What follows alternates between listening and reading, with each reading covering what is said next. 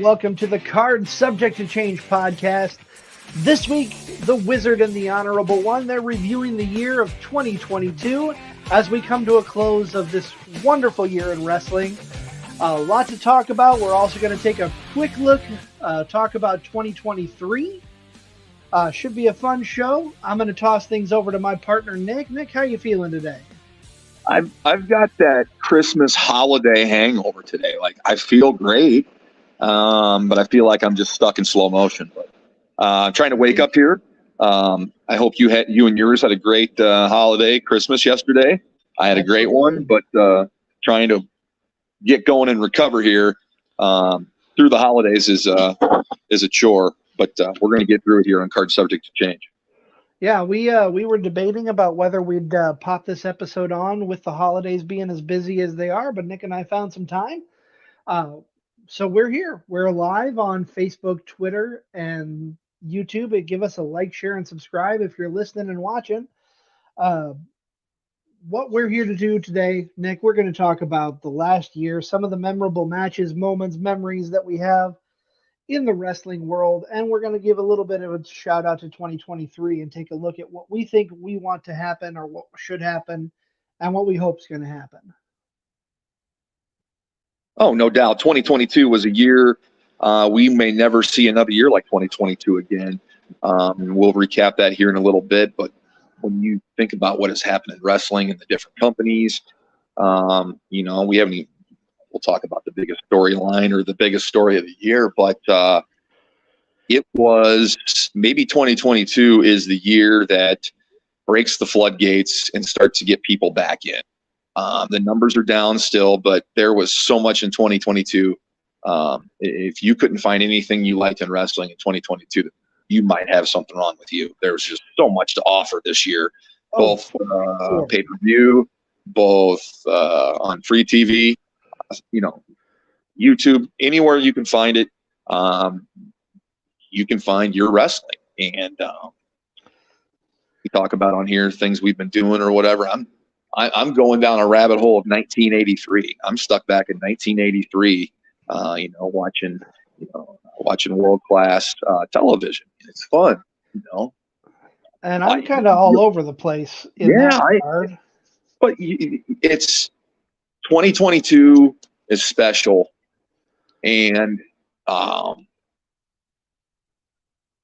we'll be talking. Maybe not me and you. Maybe if we're still doing this show in 20 years, and we look back on 2022, we're doing something right. But they'll look back on 2022 in years to come and talk about all the stuff that happened, the significant changes in the product, both on TV and behind the scenes and whatnot. So. Yeah, it's definitely a memorable year, and 2023 has definitely got a large task to hold up to. A lot of promise, a lot of hopeful things. Something that just came out today we'll talk about later on. They just announced the new match type in the WWE. We'll get to that later.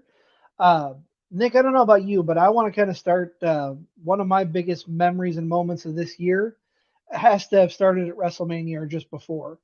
You got the build where Seth Rollins doesn't have a WrestleMania opponent, doesn't have a match. He's worried about not being on the card. Vince is still in charge of the company at this time. He goes into Vince's office, and Vince basically just flat out says, "You should have come to me to begin with." And that ended up being one of the biggest returns of the year. Cody Rhodes making his way back to the WWE. Yeah, it's almost like Cody Rhodes. Cody Rhodes got got divorced and slipped and fell into a better situation. Cody, for better or worse, I think we'll be talking about him at this point next year in 2023, looking back at possible Wrestler of the Year. So there's a possible prediction for you. With the return of Cody Rhodes, I think he will be the Wrestler of the Year in 2023. Just if he can stay healthy, right? Had that surgery, had those magnificent matches with Rollins, which we'll talk about here in a little bit. But the addition of Cody Rhodes to WWE and the way he debuted was definitely memorable. The matches that he had with Rollins were definitely memorable, CZ. And what we're going to get out of him in 2023 is going to be memorable. I agree. There's going to be plenty of plunder. Plunder, if you will. Is that a Huracan Rana or a Johnny Come Lately? If you want context to that, go back and listen to our Starcade 97 episode in our archives. Yeah. So, you mentioned Cody Rhodes coming over from AEW. Although it didn't happen in 2022, we'll talk about somebody who last appeared in WWE but appeared in AEW, and that was, CM Punk. Of course, he debuted August of 2021, but the events that happened following, it was kind of a memorable year for all the wrong reasons for Punk. After he wins the belt, and he won the belt from Hangman Page at was it Revolution? Yes, I believe that's correct. Okay. He breaks his foot or does something to his ankle, celebrating by jumping into the crowd on Dynamite. Okay. They then have an interim champion and 2 belts, back and forth. If we knew it was going to be that bad, and then we were talking about Cody Rhodes going over to WWE. We're talking about Punk here in AEW. Then for about an hour and a half, the wrestling world was perfect after All Out, right? Right, exactly. It was Punk was the champion. Chicago. Yep, he's the champion in Chicago. The Joker's revealed to be MJF. And oh man, we've seen these guys already, and now with the belt on the line, look out. But then the fallout from All Out, where Punk went scorched earth on his boss, who was sitting 2 feet from him, on the EVPs, on the product in particular from the AEW angle, pretty much begrudging and forcing, Tony's hand. And suspension was had for most of the summer after the fallout and locker room brawl. I mean, Punk made his splash and made AEW prominent for a little while. I think Cody saw the writing on the wall and wanted to come over to WWE, where it's a guarantee they're going to be going down the road, and Cody may be used wiser and less, and good for him if that's how it's going to be for him in WWE.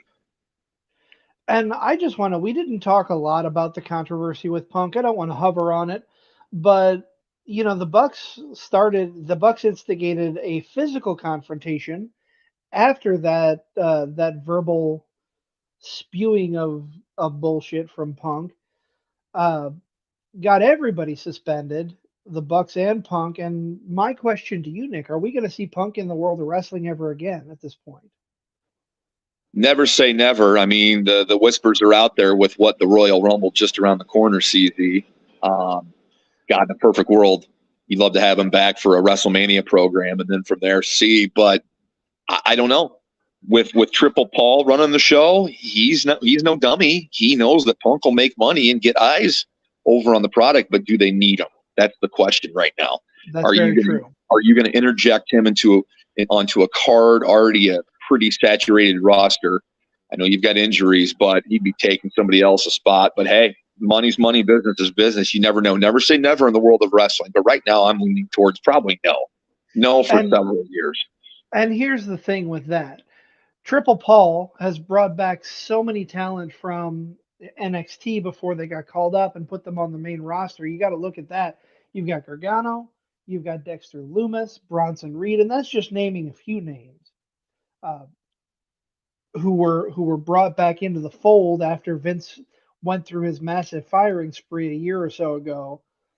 You've got William Regal coming back to the WWE, not on an on-air capacity for a while, unfortunately, but he'll still be in the fold. He's going to be a vice president in the company. But yeah, I agree with you. It's going to be a while, I think, before we see Punk back because of the saturation of the WWE roster. There's just so much talent there right now that it's going to be hard to work someone like Punk in. I could make an argument that it's going to be hard to work someone like Cody in right now, but he's already established in the company. He's not someone who doesn't have a contract, so it'll be a lot easier to work Cody back in 2023 than Oh, say. I'll tell you when we talk about 2023 and what we want to see happen, how I would work them in, and I think they may. And oh man, I can't wait to watch. But we're not going to get there yet. You mentioned a name when you were running down your list of things there, and you said the name Vince. I'm always going to remember July 22nd, 2022. I was in Waterloo visiting the Hall of Fame. Met Trish Stratus, Too Cold Scorpio, among others that weekend. At the indie show on that Friday night. But that was the day that Vince McMahon was relieved of his duties as chairman of the board for World Wrestling Entertainment. And Triple H was then named the successor, the reigning Vince, and he now runs the day-to-day operations on the wrestling side. Which I think is fantastic. We've talked about this many times before, but Triple H is doing a fantastic job. He's very excellent. It took him a little while to kind of get things out from under Vince's rulings from before. Main person to look at there would be Austin Theory. Austin Theory, Mr. Money in the Bank, interjected into that match because of Vince McMahon. That road led him down to losing the briefcase for a secondary title, only to come back a week or two later and just completely rebuild himself that quickly, thanks to Triple H. Yeah, remember how everybody was throwing a fit about that? Oh man, you can't take him seriously. Oh man, I can't believe that Cash didn't have him lose it. That's all forgotten now, man. He's hitting his stride at Austin Theory. Beyblade. If you was that the last pay-per-view Survivor Series where he came out and he had the Beyblades on the Titantron? It was either that or it was Extreme Rules. I don't remember exactly, but yeah, Austin Theory was sponsored by Beyblades, even though it technically was the match, but they made it seem like with the Titantron that it was Theory who was indeed sponsored by the product there of Beyblades. I mean, Triple H is a fan first and foremost, and he knows how to do this stuff. And I think given him time, he's brought back a bulk of the right people that he could. There's a couple of those people I wouldn't have brought back, but I'm not gonna bring that up here. I think he's done a great job. You know, I think you have to give credit to Vince for this, but Triple H took in stride. I mean, we got our best SummerSlam in how many years this year? Yeah. How fun was that SummerSlam? Oh, it was amazing. I think they're back in Nashville next year, but I mean, spontaneity. You know, you didn't have as much of that with the Vince side of things. So, you know, WrestleMania was probably one of the better WrestleManias in a few years. Yeah. When you night one or night two, you know, we combine them. But yes, not just because of Cody, the big draw there. Everybody knew it was Cody, but it was never officially said, "Hey, this is Cody Rhodes coming to face Seth Rollins." That was one of the bigger draws of WrestleMania, but that wasn't the overall factor that made WrestleMania as good as it was. And at that moment, Cody became the first person in history to have the same entrance music in WWE, AEW, Impact, and Ring of Honor. Yeah. So pretty crazy when you think about it. I remember that pop when he was introduced. Oh, it was huge. We've talked about him a lot. I mean, I remember that pop when he was introduced, and then I remember the third match of their third match of the three contests they've had so far was the Hell in a Cell, and I also remember the ooh when Cody takes off his jacket and you see his purple, deep blue, red arm and chest from his torn pec. Yeah, that was. I mean, he looked like he shouldn't have been wrestling, and essentially he defeated Seth Rollins with one arm tied behind his back. Let's face facts, more or less. I've heard a few people back when that happened say that they buried Seth Rollins, but that's not the case. Seth is one of the two most over stars in wrestling today, in my opinion. Seth Rollins and Sami Zayn. Without a doubt. And I don't know if Cody has if he has 3 matches like that with anybody else in that given moment.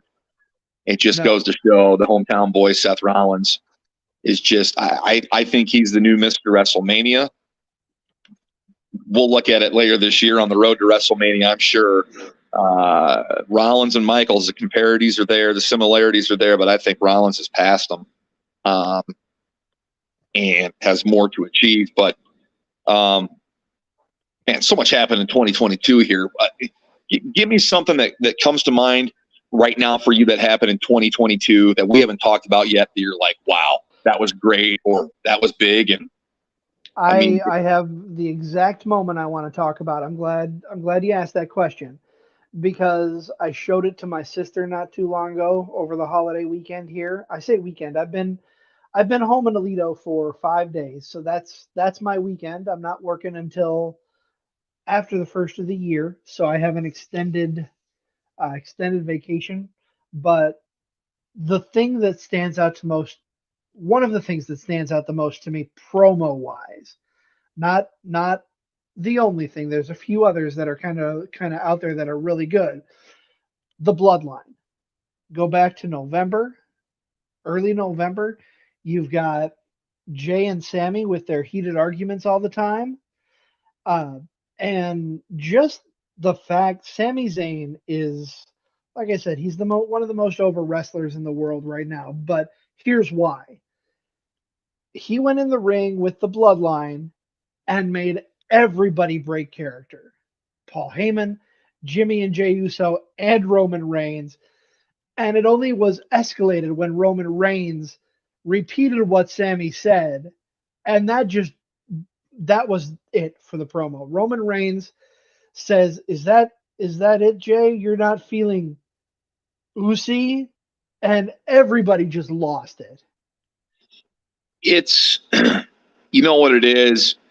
You know when you're a little kid and you got like money from grandma and grandpa and they're like, oh, you should put that in savings or you should put that in a bond. And in a couple of years, that'll be worth more. And as a kid, you're impatient, right? You're like, I don't want it. I want to spend my money. I don't want to put it away. This Bloodline is like a 2-year investment and we are about to get our return in the next few months, my friend, and it is going to be beautiful. There are so many variables to it. There's so many variables. Before, Sammy and Jay didn't get along, and then you had that moment from Survivor Series War Games where Sammy, gave KO to his buddy for the pin. KO and Sammy prevented Roman from getting pinned on the 3 count from KO. So I mean, you've got Jay and Jimmy, who are the tag team of the year, the longest reigning WWE champs in quite some time for tag. Who's next for them? They've conquered the roster. They got to bring somebody in, or some singles people have to meet up. And I'm not a big fan of the singles people meeting up. I'd like to have true tag teams in there. We know Vince didn't give a crap about tag teams, but you got that going on. You got Solo Sikoa. What's going to happen with him? He's the next big thing. You got Roman Reigns, Paul Heyman. You got The Rock out there, who is heavily rumored to be at WrestleMania. When is he going to make his appearance? Is it a Royal Rumble? So all this stuff is pertaining to the Bloodline. And I was thinking about it earlier today, how big the Bloodline is. But you know what? I mean, there's other stuff that WWE has going on right now it's compelling. Obviously not as compelling as the Bloodline, but they're trying to distinguish between each match, between each story, and I think they've done a better job of that since Triple Paul's been around. Oh, I agree. And speaking of the bloodline, Nick, our own podcast tribal chief, the head of the table, DJ Jarvis, is joining us right now. What's up, DJ? What an introduction, Wizard. What an introduction. I do appreciate it. I saw you guys were recording. I invaded the Educated Ignorance podcast today with Joe Winkle. And I saw you guys were on, and I said, man, let's just put my thumbprint on everybody. You know, the tribal chief, the head of the table, just making an appearance everywhere we can. Hey, as long as that thumbprint's the only thing you're putting on anybody, I'm fine. Hey, you never know. You know, I'm not gonna, judge anybody here. But I am glad that CZ was able to acknowledge me here. DJ, we're talking about memories and moments in wrestling. What's your favorite moment from 2022 in the wrestling world? Man, I don't know specifically if there's like a match or anything that really sticks out. I do know growing up as a kid of the 90s, I know that I've talked about this in the past when I kind of got that notification that Triple H was officially retiring. So probably him opening up Mania and leaving the boots in the ring. That kind of really hit me. My favorite wrestler of all time, having that. The Cody Seth matches were awesome, stuff like that. But nothing specifically that really sticks out match wise for me. I've loved the Bloodline. That stuff's been awesome to watch. Kind of takes me back with like Evolution days and stuff like that. So I really, really enjoyed that stuff too. Oh, for sure. What's one thing in 2023, DJ, you want to see or make a prediction? Earlier on in the show, I think before you jumped on, I think at this point next year, we'll be talking about Cody Rhodes like we are Roman Reigns. I think Cody will be at the top of the food chain at this time next year when we'll have a big year, impressive year in doing that. What's something you kind of want to predict or call in 2023? Man, I think that's a really good one there. When I was waiting for the Wizard to acknowledge me, I heard you talking about Solo Sequoia. I'm really excited about what he does in the ring. I'd like to see a little bit of a Rollins run, and I know him and Cody Rhodes are going to put out a few bangers. I'm pretty sure of that in 2023. I just want to see some really good wrestling matches, and I want to see the belt defended on a regular basis by a full-time wrestler. I love Roman. I love what he does. This is probably my favorite character in quite some time in wrestling, but I want to see more gold on the television. I couldn't agree with you more. I know before this Bloodline thing, it's been like a snowball rolling downhill, right? It just keeps gaining momentum. It keeps its feet. It's never really tripped up. I know that Roman was supposed to go ahead and work a lighter schedule. I don't know in light of the fact with him being the double champion or not, but I don't know how forward thinking they were. But you're right. It needs to be on TV more. But for what it's been with him being the undisputed world heavyweight, whatever, it's been done right. And they've really pushed the U.S. belt, the IC belt, which is good, which has made them relevant again. I hope they split the belts up here soon, but man, they've really elevated those two belts. I can't complain about what they've done with those. Think about all the the great matches that we've seen out of the Usos as well, with that as well. And I know we love wrestling on this show. And I just want to make an addendum here when I say I want to see more gold on TV. I mean, I want to see the belts on TV more often. I don't want to see 900 different championships like we do on TNT and TBS. Yeah, I would agree with you there. Yeah, I would agree with you there. I'm right there with you. I'm fine with the belts that I thank goodness they retired the 24/7 title. that could have led the show off, guys. That's probably one of the bigger stories of the year. Somebody, in 2023, somebody's going to find that in a trash can covered in green slime, and we're going to have that return at some point. Maybe get its own spinoff on Peacock, right? I don't know, but you're right. I think they need to break up the titles, have 2 champions. So you got your Rumble winner gets one of them, and then your Chamber winner or whoever comes out of the Chamber gets the others. So I'm super down with having one tag belt, so I'm cool with that, like being unified permanently. But if you're gonna have 2 separate shows, we need 2 champions, and we need them on the show. 3 out of 4 SmackDowns, not 1 out of 8. You're right, but if you're going to have 2 tag champs, you need to have enough tag teams to merit 2 tag champs. Absolutely. Like I heard you saying not throwing. It's cool when you have your one-off random single stars team up and everything like that. But that's what we should get for TV. We should get that for TV or a big blow-off feud. But thank you for agreeing with me. Yeah, ZZZ. Like I think that if you remember, it was probably 15 years ago. It seemed every year before Mania, the 2 people in the main event of Mania were tag team champions for a week. Yes. If you look back at WrestleMania 23, Detroit Ford Field, you recall Cena and HBK were tag team champ and were the main event. They fought each other. If I remember right, I think David Otunga and John Cena won the tag team titles here in the Quad Cities. Okay. Somebody might have to fact check me on that. Hey, we're down a really scary rabbit hole right here. Give me your best tag team. We'll just say the last 15 years. Best tag team that were single stars. In 50, so you're eliminating me to 15 years, 2007? I don't know. You can. Oh, you guys you're so much younger than me. So go 2000 on. That's fair. Absolutely. Austin and Triple H. You read my mind. That's where I was going. All right, go last. Okay, that's too easy. Go the last 15 years. And Triple H and Michaels. And I'm talking. Nope. Maybe Batista and Rey Mysterio. I really enjoyed them as a team.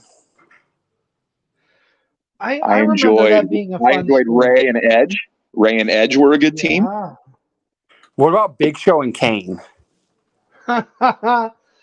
Jericho. They teamed before that.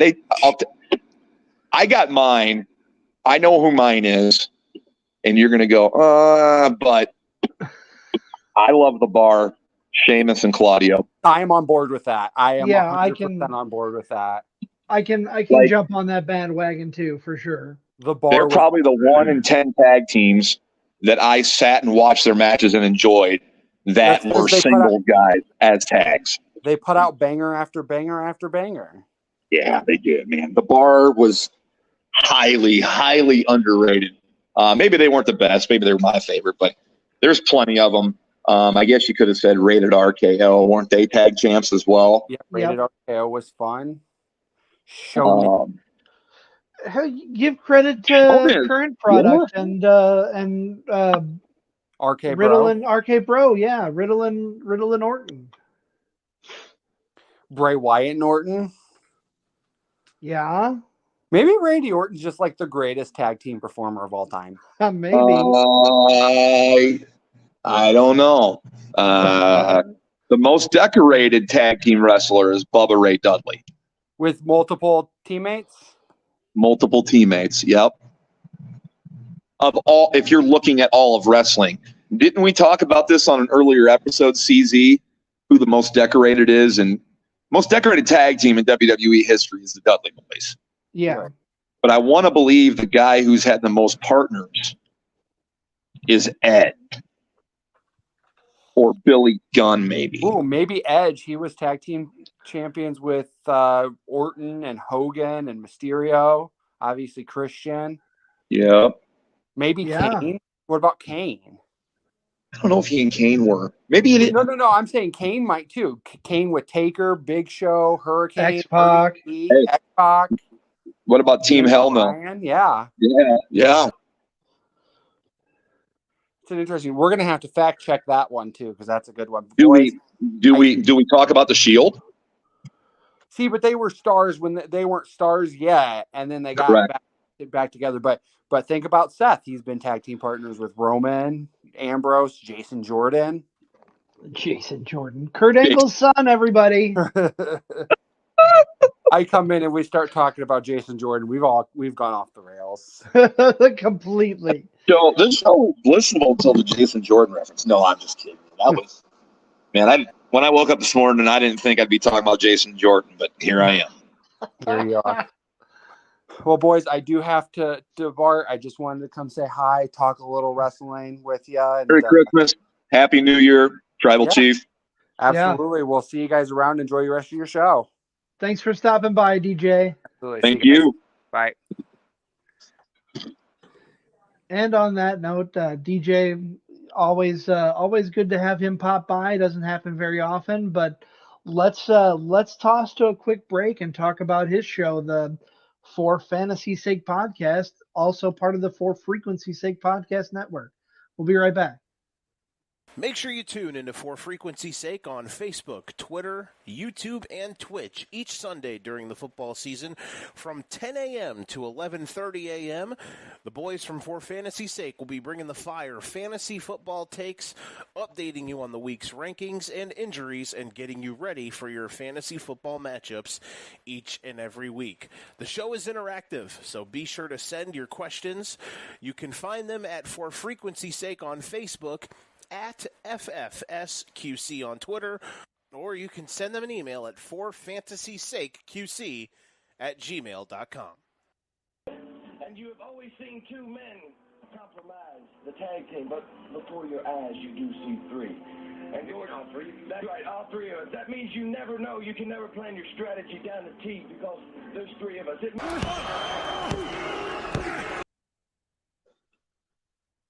We're back on Card Subject to Change. That was a long first segment there, partner. We broke format there, but we had everything written off there by the tribal chief, so we're okay. We don't have to pay any fines or anything. A little bit of a run in there. We were talking. That was a big segment. We covered a lot of 2022 there. I just want to mention a couple matches that never got brought up that were big moments, and it seems so long ago they happened. How about Stone Cold KO from WrestleMania? And how about the Sami Zayn Jackass match with Johnny Knoxville at WrestleMania? That has to be top 3 of the matches that both of those.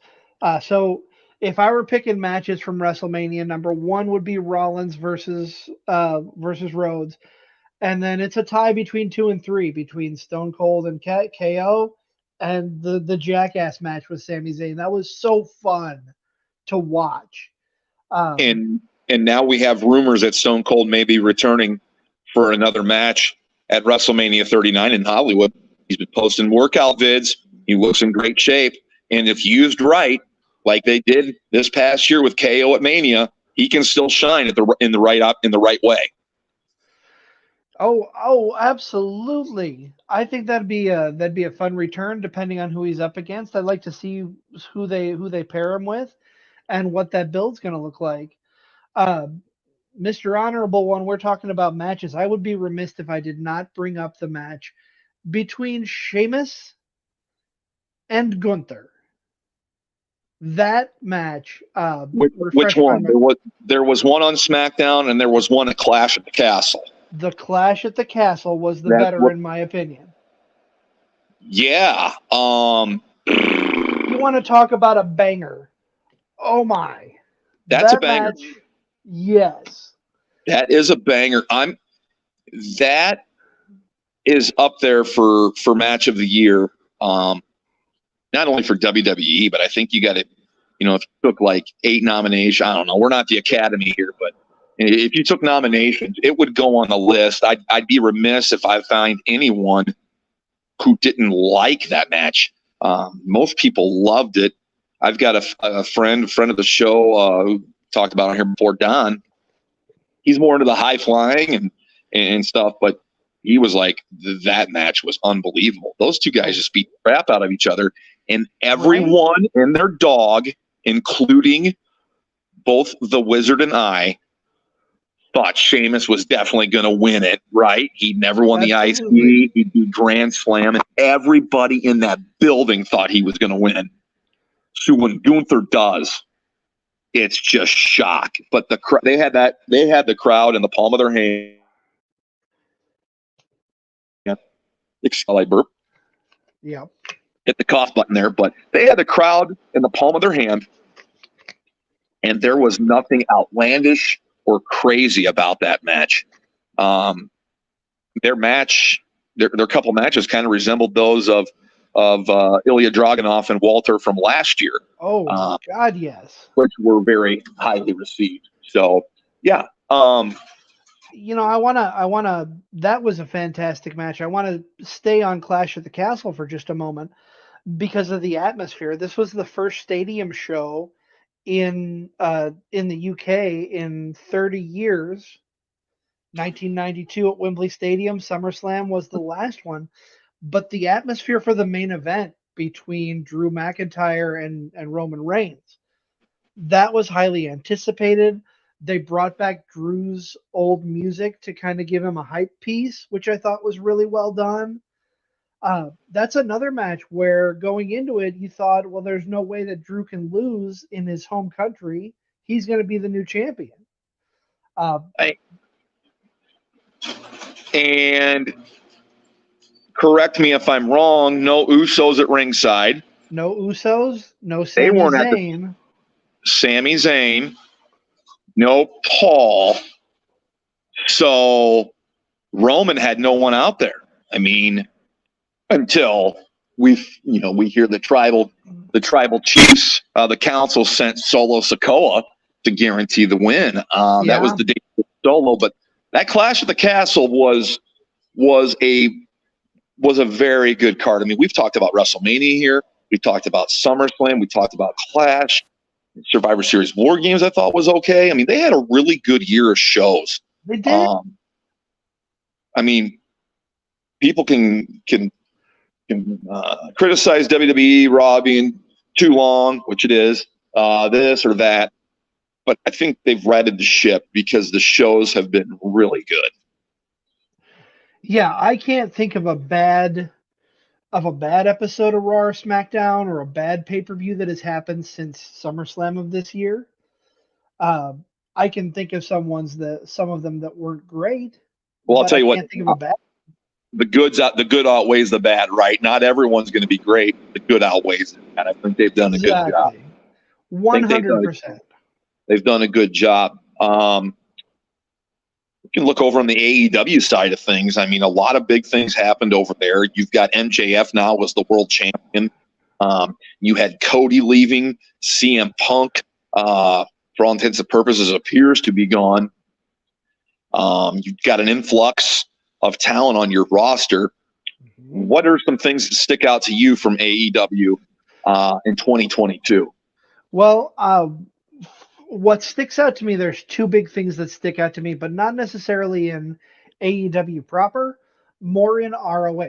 And Nick, I'm going to go into your wheelhouse for a minute. The trilogy between FTR and the Briscoes. Let's talk about that for a bit. Which one you want to talk about? I could talk at length for these. Pick your poison. They're all amazing. All three matches could be contenders for match of the year. I think the first two got 5 stars from Uncle Dave. The last one got 5.5. Both these guys could be in contention for tag team of the year. Wow. We were treated to 3 matches with about 0 build on TV because for unforeseen circumstances, the executives at Warner, TNT, TBS didn't want Jay Briscoe on TV, and so they had to combat that. So you've got the Ring of Honor originals, the Briscoes, and the current, or where they were the champs, and FTR, best in the world. The way they built that first match, the first match to me was personal. It's the first time they ever laid their hands on each other.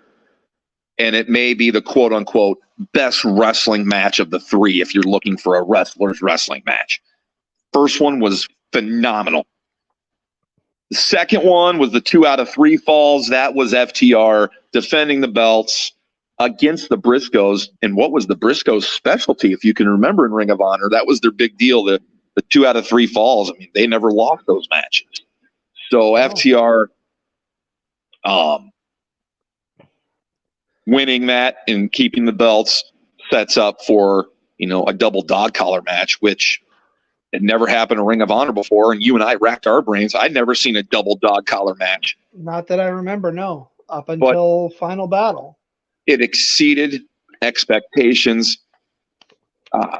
Jay Briscoe, Mark Briscoe, Cash Wheeler, Dax Harwood told an amazing story 3 times over. And the best part was it wasn't the same what's story. The best movie? What's the best movie of the Lord of the Rings trilogy? You love them all, don't you? You can't pick just one. Right. All 3 were nominated for Best Picture. Only the last one won, probably because it was the last one. Man.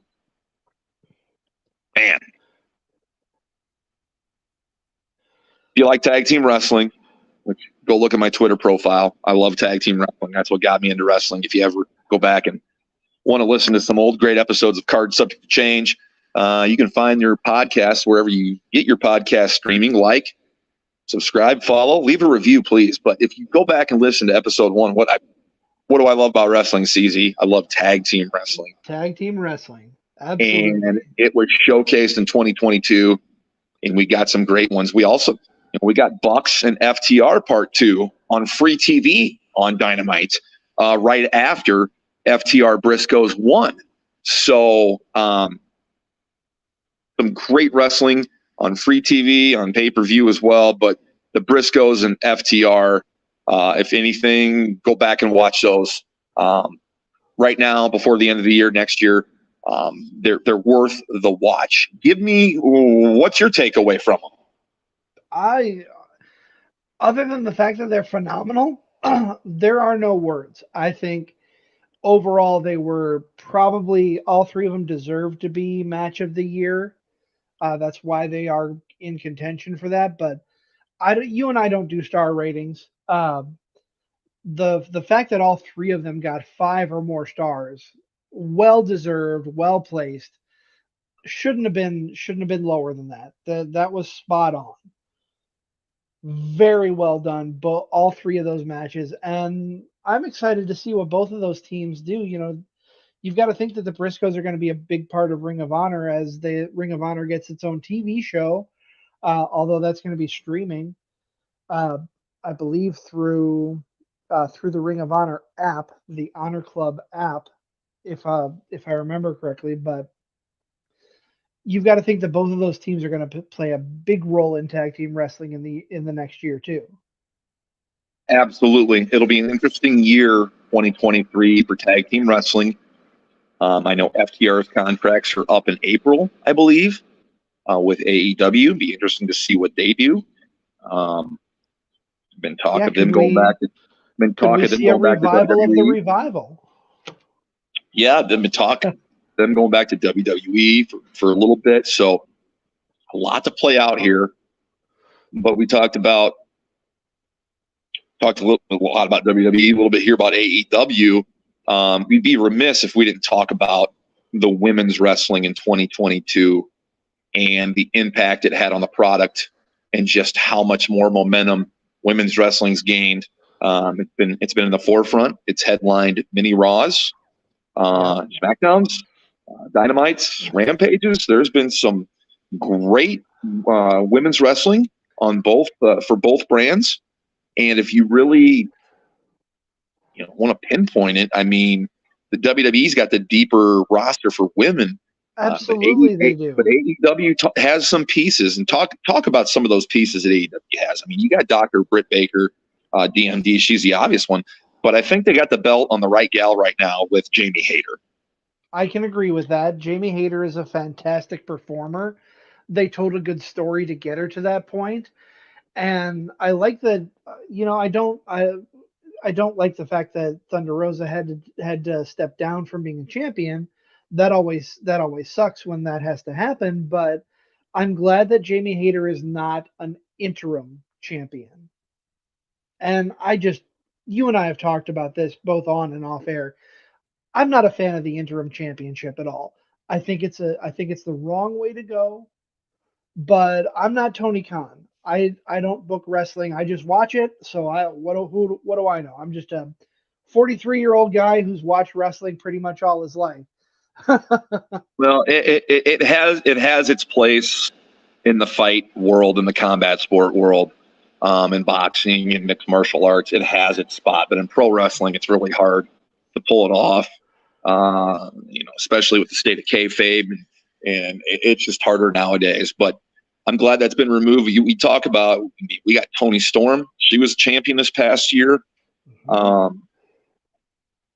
You've got, we talked about Toni Storm. We said Britt Baker. We talked about Thunder Rosa, Jamie Hayter. Got to talk about Saraya making her comeback after 5 years? I'm missing a name here. I'm missing a name. But yeah, having her come back here in 2022, it's a big deal for women's wrestling. It's a big deal for the AEW roster. Adds some notoriety, some street cred to the women's roster. Because in WWE, man, you got Bianca, you got Becky, you got Bayley, you got Charlotte, who hasn't been around. I mean, wow. Just an embarrassment of riches in women's wrestling, both in WWE and AEW. But absolutely. I'm anxious to see what happens now. Ronda Rousey, of course, Shayna Baszler, other women's wrestlers I failed to mention. I know I'm missing a lot of them here. And there's some great up-and-comers. You got to look at Liv Morgan, Shotzi, just to name a couple who are coming into their own, have been in the title picture recently on SmackDown. Liv Morgan, even a former SmackDown champion. For sure. So there's depth, there's characters to tell stories, and we'll get plenty of them this year. And kudos. I don't know if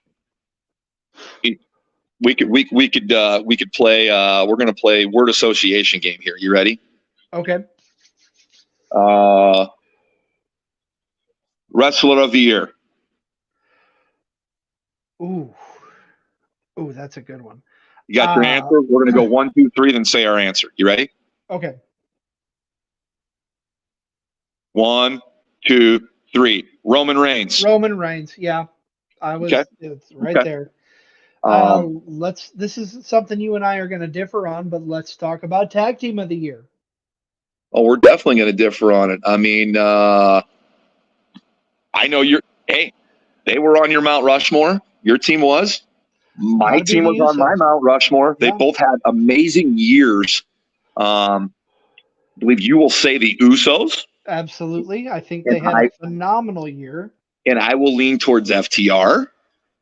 I think both teams had phenomenal years. I know PWI had the Usos at number 1. I'm just more impressed with FTR's resume, but the Usos having the belts as long as they had is very impressive. No disrespect to them.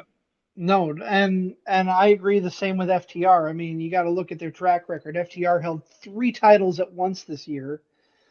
The Usos are the longest reigning tag team champions in WWE history at this point. So they both have a lot of credibility and a lot of things to talk about. So kudos to them. I guess if we're talking about things of the year, the last thing that I would bring up is the female wrestler of the year. I'll be honest with you. In my book, I'm not her biggest fan. I never have been her biggest fan, but she has really grown on me as a talent and a wrestler. You took the words. As Bianca Belair. You've taken the words right out of my mouth. She can't be touched. She had a banger at WrestleMania. She had an unbelievable match at SummerSlam. Becky's Becky's hot on her tracks, and Bailey's there too. And you can't deny what Toni Storm did as well. But yes, Bianca Belair is my female athlete of the year. Yeah, I would be remiss if I didn't give her that honor, in my opinion, based on the year that she's had. Uh, we're talking about women, you know, looking forward to 2023. I've got to bring up the elephant in the room in women's wrestling. Where are we going to see Sasha Banks show up? Well, reports say we're going to see her here in a few days at Wrestle Kingdom in Japan. She's allegedly or apparently getting paid $100,000 for per appearance or per match. So we may be seeing her on the Wrestle Kingdom show. Yeah, and she's got a very bright future wherever she lands. I understand why her and Naomi walked out of WWE when they did, because the women's tag team division was, for all intents and purposes, a huge joke under Vince McMahon. I mean, it hasn't gotten as much credibility back as it could have, in my opinion, but they're definitely moving in the right direction as far as the tag team division on the women's side. But yeah, that'll be something to look forward to. I wouldn't have felt right if we hadn't mentioned her at least once during the show as someone to watch where she's going to show up. Yeah, and then on the other side of that, Naomi. Is Naomi gonna stick around WWE, or does she do her own thing? Remains to be seen. But yeah, I believe she has got a match at Wrestle Kingdom, and we'll see from there. I don't know if she'll be a long-standing member of the roster, but who knows in wrestling anymore, right? Right, anything is possible in wrestling. Excuse me. And you have always seen two men compromise the tag team, but before your eyes you do see three. And you're all three. That's right, all three of us. That means you never know. You can never plan your strategy down the T because there's three of us.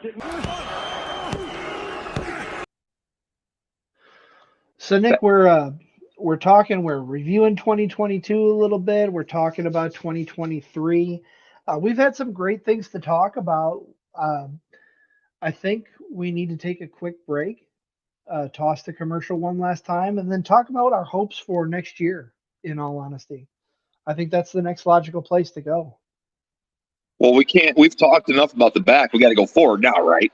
Absolutely. So we'll do that right after this quick break. In addition to bringing fire on the mic, the team at For Frequency's Sake is still bringing it online as well. Check out forfantasysakeqc.com this season for college DFS, Survivor League, and betting advice each and every week of this football season. Again, that is forfantasysakeqc.com for college DFS, Survivor League, and betting advice each week during the football season. Thank you to our podcast brethren, Joe Winkle over on the Educated Ignorance podcast, also part of the For Frequency Sake podcast network. Just want to kind of plug that a little bit, as well as the Data Lab. You can catch those anywhere you podcast, as well as the For Fantasy Sake team, bringing you your fantasy football picks for the year or for the day every Sunday at 10 a.m. Hey, what did Santa bring you any wrestling related stuff, CZ?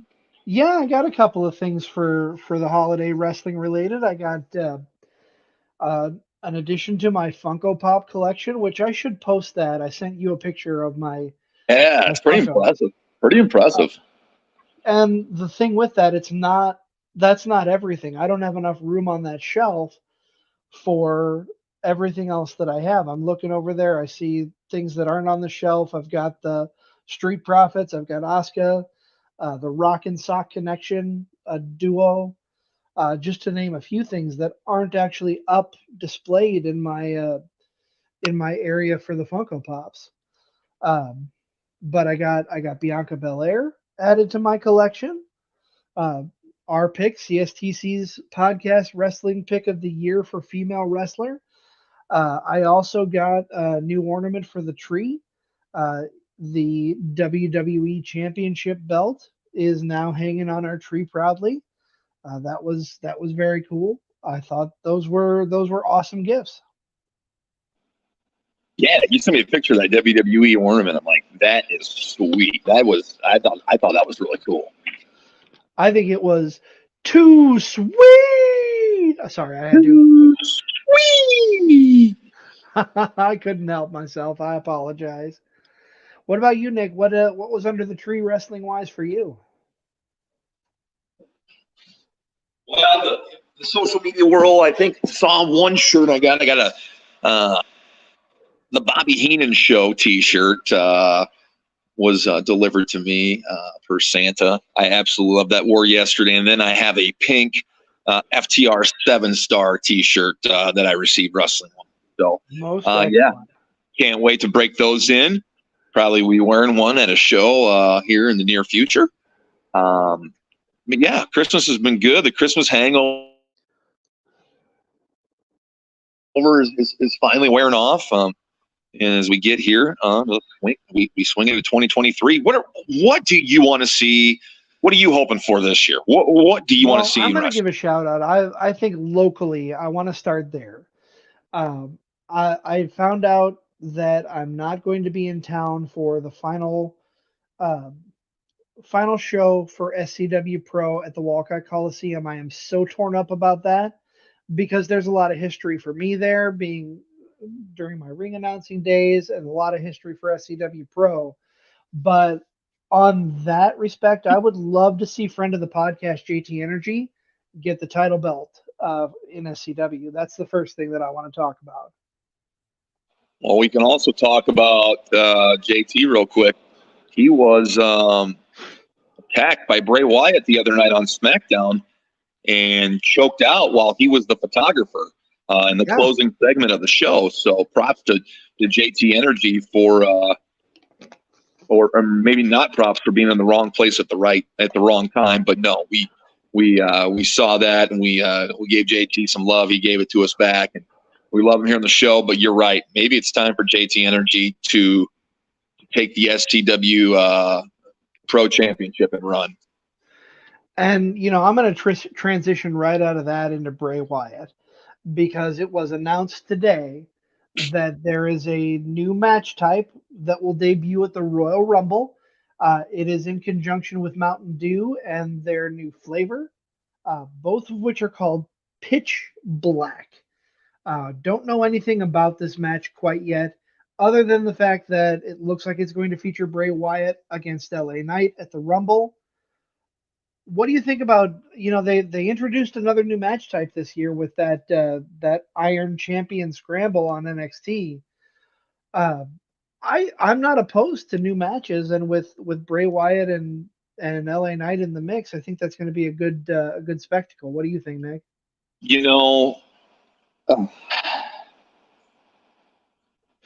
I'm all for new. I think it's going to be great because, money aside, the Mountain Dew thing aside, he's got a creative mind like Bray Wyatt. And I know since his return, everybody wants to know who's going to be with him and blah, blah, blah, blah, blah. It's a slow growing thing. But, man, the appeal of him and LA Knight together, for me, I like both guys. I'm just excited for that. But the fact it's a theatric match, I have no problem with, because the last theatric match that Bray was in was with John Cena, right? At WrestleMania.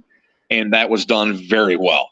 Oh, I agree. The Funhouse, the Firefly Funhouse match with John Cena. Yeah, so you make me want to go watch that now.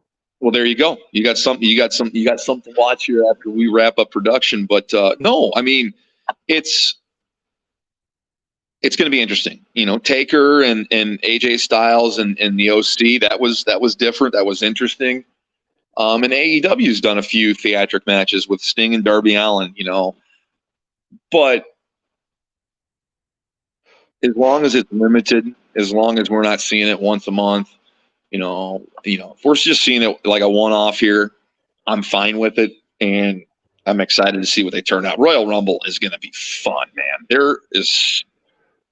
wrestling's rolling right now. At least WWE is, my opinion, with the bloodline thing. Cody coming back. Will Seth be a part of that? Who else is going to come back? Some surprise entrance. It's fixing to be. We got the Christmas tree. It's not taken down and put away yet, but it's fixing to be WrestleMania season here soon, and looking forward to it, as they say. This will be our first WrestleMania season here on the podcast. It will. I'm excited about that. I love the build and the road to WrestleMania, as they call it, and that starts in just a few weeks when we go to the Royal Rumble. Which, yeah, like you're talking about, who's going to return, who's going to be back. Gotta think that they're building up for Charlotte to make a surprise return at the Rumble. If Cody is healed enough, he'll be back at the Rumble. The possibilities are endless, and I read a rumor online, I should say, that there was a Forbidden Door entrant coming into the Rumble, similar to oh God, I just lost my train of thought. Mickey James, similar to Mickey James coming back last year. Yeah, when you've got, you got two Rumbles, plenty of room for surprises, and especially on the women's side, there's not as many women wrestlers on the roster, so you get some throwbacks, some callbacks, and stuff like that. So it is going to be very interesting. I'm looking forward to the Rumble. Probably one of my most anticipated Rumbles in years. And, we're talking about what we're looking forward to in 2023.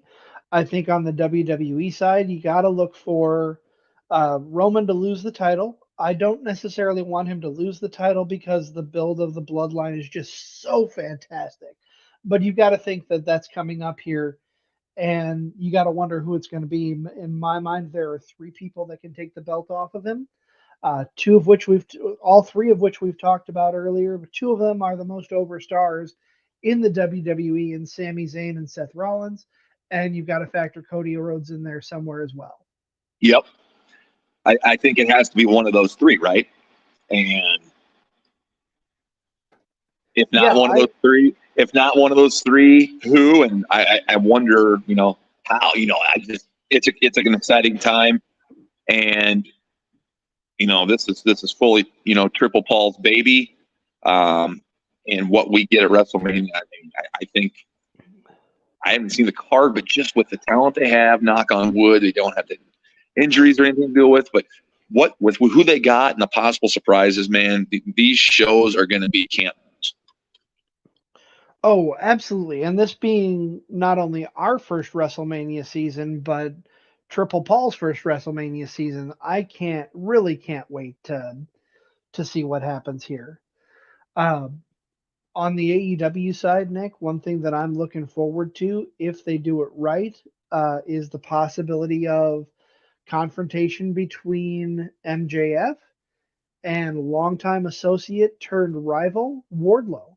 I think if they build it right and have it later in the year, give MJF a chance to get his feet wet with the title, I think that'll be a fantastic feud.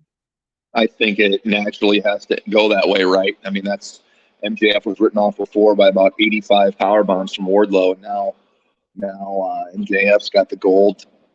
Wardlow's chasing his TNT title with Samoa Joe. So hopefully, when that feud gets resolved, hopefully sometime in 2023, maybe by Double or Nothing, Memorial Day weekend, we have an inkling to MJF and Wardlow in a feud at some point. And we're talking about MJF. One thing we didn't mention earlier is his promo that wrote him off TV for so long was just one of the best promos of the year, in my opinion. Fire me, Mark. Fire me, you whatever, Mark. Yes, that promo. That was just a fantastic promo. And it was spirited. It furthered MJF, cemented him as a big time promo guy. Okay, this is what I want to see. I want to see an AEW champion who wins the title, and then they have something for him. They don't just fade into obscurity. See Hangman Adam Page's title reign. Yeah. See Wardlow as TNT champion. Okay? They got to do something with MJF Got to keep him on TV every week. Keep him out there. Or else it'll go stale. Wrestling fans are fickle. You and I know this. And as fast as they swarmed and hopped on the MJF train, they could jump off it just as quick. So very true. Hope they keep opponents, feuds, stuff lined up for him so his run doesn't get dry. Oh, I I couldn't agree more. I hope that's the case. And we talked about his build to winning the title, how they were turning him face, and then they flipped it on its ear. I'm so glad they did that. He is a great heel, one of the best heels in the business, and I wish him nothing but success and continuation of that what he's doing in 2023. It's going to be an interesting year. I mean, are we talking about MJF at this point next year like we are now? It's quite possible. It's quite possible, and it's also quite.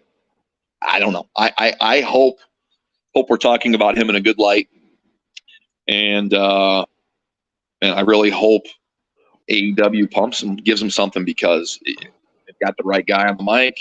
It's time for him to take the ball and let him run with it. So, man, I'm excited. I'm excited for 2023. 2022 was a blast, but man, 2023 is going to be fun. Yeah, it can only go uphill from here, in my opinion. And Nick, I've got one more thing on my wish list that I think is really big, and then I'll kind of let you talk about your wish list for 2023. But we're talking about AEW. Can't talk about AEW without talking about ROH. And what I really hope happens in the next year is that Tony Khan smartens up. He's going to put ROH, as far as a TV show, on a streaming service. What he needs to do, there was rumors about this a year ago, and it's not necessarily this particular streaming service that I'm going to talk about that I think he needs to go to, but what he really needs to do is get the full video library for both AEW and ROH on a major streaming service, much like the WWE. I mean, people are still paying for the pay-per-views. They're paying the $60 or the $50 a pop to watch AEW, to watch ROH, but looking at the competition, if they really want some more success, they need to be on a streaming service where if you have that service, you get all their content included. Yeah, seems to be the way to go now. More so, Tony bought Ring of Honor primarily for the all-in name, and then for the video library. I mean, you've got loads and loads of stars on a back catalog that people either used to have on DVD or can't find anymore, so now they'll pay to stream it. So it's kind of the way to go now. And Ring of Honor now has that TV deal, one episode a month. I don't know what it is, but it's on that streaming service. That's where you can develop talent, in my opinion. You can send guys that aren't getting TV time on Dynamite and Rampage, instead of all this nonsense fluff on Dark Elevation Dark, where people are padding their numbers and stuff. It's just nonsense. Yeah, in my opinion, they need to treat ROH much like WWE treats NXT, as correct, a ground and an up and coming ground. Put some full timers there, some bigger names there. But I mean, the reason I bring this up, the reason I mentioned them having a streaming service, is because I recently got access to the ROH streaming service. ROH has such a vast, huge library of content that goes back to the early 2000s. The furthest back you can go with what they have available right now is 2013. And I think that's doing an injustice to what ROH is and what helped build Ring of Honor as a brand. That's probably a work in progress. I mean, you got to remember what 2004 they started. So then they're probably way behind in production and don't have the necessary power like the Peacock and WWE have. They just pump it out right away. So I believe they'll be leaking stuff out here and there. But if you need to see an earlier show, contact me. There's a good chance I have it on DVD in my basement. Oh, absolutely. I have no doubt. I have a handful of shows sitting in my closet on DVD, but I wish there was more available from ROH, because you and I, we've been to a couple of shows. I've been to a handful of shows with some other friends, ROH wise, whether it's in Chicago and Dayton. We both met Ric Flair going to a show. Yep. There's a lot of content out there that I think needs to get out a little faster than what it is. Patience, Obi-Wan, patience. But yeah, I mean, I've talked about some of my wish list, Nick. What's on your wish list as far as what we're going to see next year? You know, I just hope we see tag team wrestling still in the forefront. I would like to see better numbers all the way around for viewing. You know, when there's competition, it just makes everybody better. You know, I'd like for AEW to right their ship and decide what direction they want to go. And maybe after this Ring of Honor decision, you know, now they've kind of freed up some storyline and talent-wise. I'd like to see AEW right their ship and get better, because it's only going to make WWE better. I'm excited for Royal Rumble and WWE and WrestleMania. My hopes are that the bloodline, how it ends, is just as good as the build.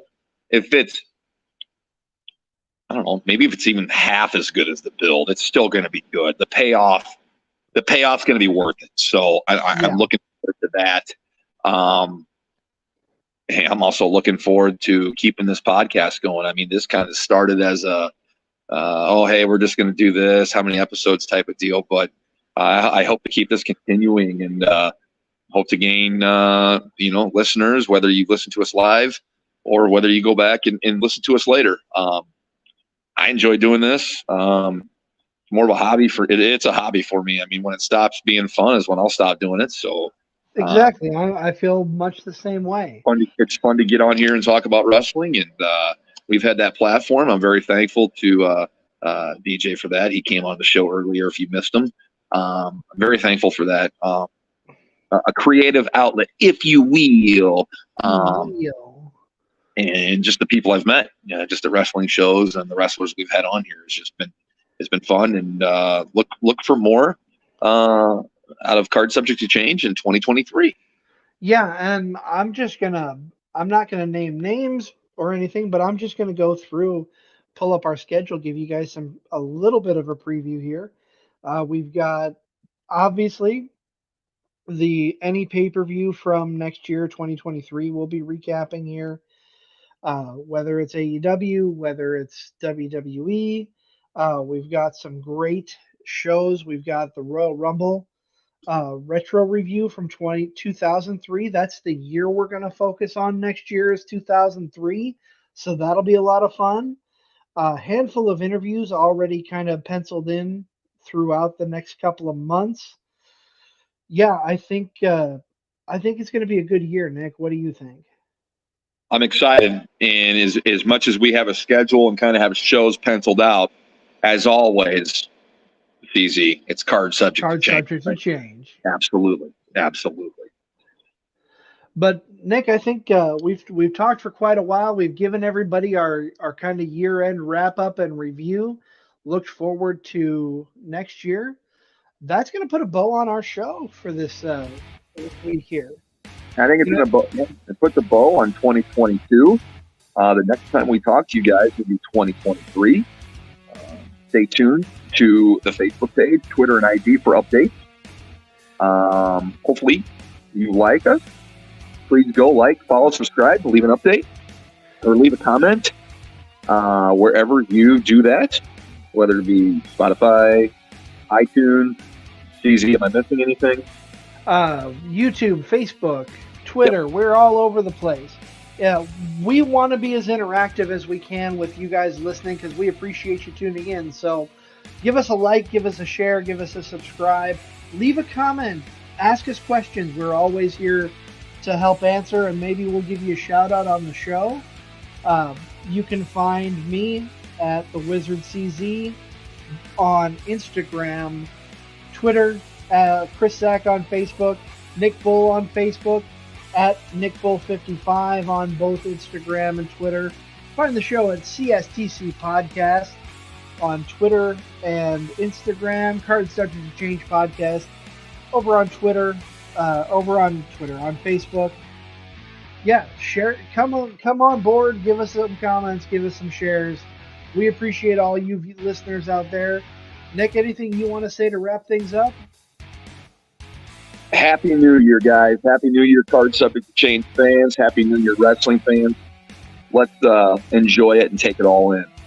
Yeah, we will happily be with you in 2023. But yeah, this closes out 2022. So thank you for listening. And you guys have a happy New Year's Eve and New Year's Day when you get there later this week.